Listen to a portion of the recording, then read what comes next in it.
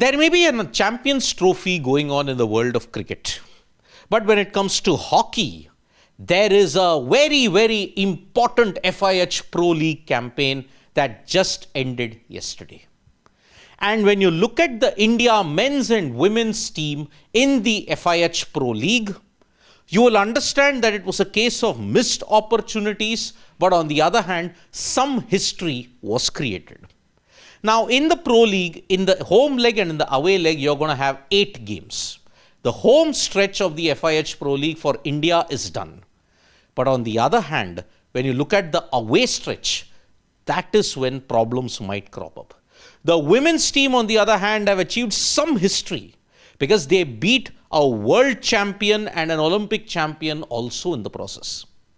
Now, after the end of the 8 games that is there in the Pro League, and you don't resume until June, the current situation is that England are on top, Belgium are second, this is the men's team I'm talking about, India are third, Netherlands are fourth, Germany and Australia are fifth and sixth.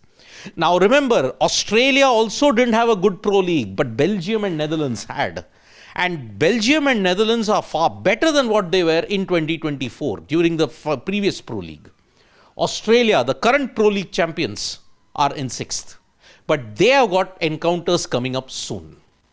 On the other hand, the women's team, they are currently in 6th position at this point in time. Netherlands, Belgium, China, Spain, Argentina, and now India. The one consolation that they can take is they are over the Hockeyroos, the Australia women's hockey team. They are just ahead of them by 1 point, and it happened because of a dramatic encounter that India had against the Netherlands. Now, what was India's Pro League campaign in a nutshell? I'm focusing on the men. The men started very badly when they lost 1-3 to Spain. It was a revenge saga of sorts that day. India had beaten Spain in the Paris Olympics, but Spain beat India in the opening game of the Pro League. India got their own back by winning 2-0 versus Spain. And that is why this kind of trend reflected in each and every match that they played in the Pro League. They lost 1-4 to Germany, the World Cup winners. And it continued their horror trend, where in the 2 games that they played, the tests that they played in New Delhi, Germany won on a superior goal count. They had lost to Germany in the Olympics also to be denied a silver or a gold. But here they lost 1-4 to Germany. But all that ended when India won 1-0 in the return leg against Germany. So there was always something to look forward to in the second game after losing the first. There was no such problems when they won 3-1 and 4-0 versus Ireland. So that is how the Pro League progressed for them. And in the last 2 games, yet again, that same frustrating trend. They lost to 3-2 to England in the first game. They won 2-1 in the second game. So as you can see, 3 top teams lost 1, won 1. And that is why they ended the Pro League campaign with 5 wins and 3 losses. But all those 3 losses, barring the one to Germany, could have so easily been avoided. The defense yet again creaked and were rusty. And that is why, barring Sukhjit, the rest of the others had to step up. As far as the women's team goes, the women's team were playing in the Pro League, and that is why it was a grand feat for them. Savita Punia was playing in the 300th international game, and it was a huge feat for her. But then the same problem that hurt the women's team, which ensured that they couldn't qualify for the Paris Olympics, it got repeated in the Pro League. They started their campaign brilliantly with a 3-2 win against England. 2020 Tokyo Olympics loss was avenged.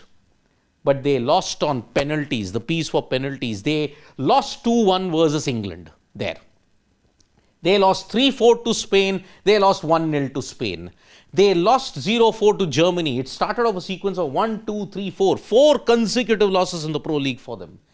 That ended when 1-0 they won against Germany, and that was a huge thing. The defense of the Indian team was so strong against Germany, it was like a repeat of their quarterfinal win that they had against Australia in 2020. So that is where India managed to put 1 up over Germany in this sense. But yet again, losing 2-4 to Netherlands was actually not a surprise. because the Netherlands are the Olympic and the world champions. But Savita Punya's brilliance ensured that India won 2-1 on penalties against the Netherlands. That was historic because for a very long time, the Indian team have not managed to beat the Oranje. Netherlands are actually one of the greatest hockey teams in the world. And India overcoming them is a huge morale booster for them heading into the next section of the Pro League. So that is why India men's and women's team endured frustrating home rounds when you look at it. In the next round of the Pro League, there is a lot at stake. The India men's team in particular face three of their worst nightmares: Belgium, Australia and the Netherlands. Three of them, and along with Argentina. Argentina also pushed them to the limit in Paris. Australia, they beat Australia after 52 years in the Olympics. Then Belgium beat them. Netherlands have always been India's nightmare in the Pro League. And that's why the next 4 games are going to be very, very important for India. Why is it important? Because this time, whoever wins the Pro League gets direct entry into the 2026 World Cup in Belgium and Netherlands. Australia are already through. Belgium, Netherlands are already through because they are the hosts.